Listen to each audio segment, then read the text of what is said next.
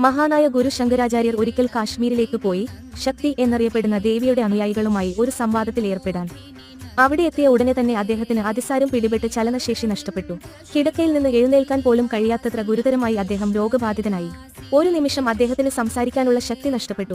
താമസിയാതെ 12 വയസ്സുള്ള ഒരു പെൺകുട്ടി അദ്ദേഹത്തിന്റെ അടുത്ത് വന്ന് ചെവിയിൽ മന്ത്രിച്ചു, "അല്ലയോ ശങ്കര, ശക്തി ആരാധനയെ നിഷേധിക്കാൻ കഴിയുമെന്ന് നിങ്ങൾ കരുതുന്നുണ്ടോ?" നിസ്സഹായയോടെ ശങ്കരാചാര്യർ പറഞ്ഞു, "ദേവി, ഞാൻ ഇവിടെ വന്നത് ഇതിനായിട്ടാണ്. പക്ഷേ ഇപ്പോൾ എനിക്ക് എന്റെ ശക്തി നഷ്ടപ്പെട്ടതായി തോന്നുന്നു. എനിക്ക് സംസാരിക്കാൻ ആവശ്യമായ ശക്തി ലഭിക്കുമ്പോൾ മാത്രമേ എനിക്കത് ചെയ്യാൻ കഴിയൂ. ശക്തിയില്ലാതെ എനിക്ക് ഒന്നും ചെയ്യാൻ കഴിയില്ല." ആ സുന്ദരിയായ പെൺകുട്ടി ഇങ്ങനെ മറുപടി പറഞ്ഞു, "ഓ ബഹുമാന്യനായ ഗുരുവേ, നിങ്ങളുടെ ശക്തിയില്ലാതെ നിങ്ങൾക്ക് തന്നെ ഒരു ഇഞ്ച് പോലും നീങ്ങാൻ കഴിയില്ലെങ്കിൽ നിങ്ങൾ എങ്ങനെയാണ് അതിന്റെ ആരാധനയെ നിരാകരിക്കുക? ഹേ ജ്ഞാനി, എന്നെ ശിവന്റെ ശക്തിയായി, ഈ ലോകത്തെ സജീവമാക്കുന്ന പരമോന്നത ശക്തിയായി അറിയുക. എന്റെ സ്വന്തം ഊർജ്ജത്താൽ പ്രചോദിതനായ നിങ്ങൾ എന്നെ നിഷേധിക്കാൻ ആഗ്രഹിക്കുന്നു." അപ്പോൾ മനസ്സ് ശാന്തമായി ശങ്കരാചാര്യർ ദേവിയെ വണങ്ങി.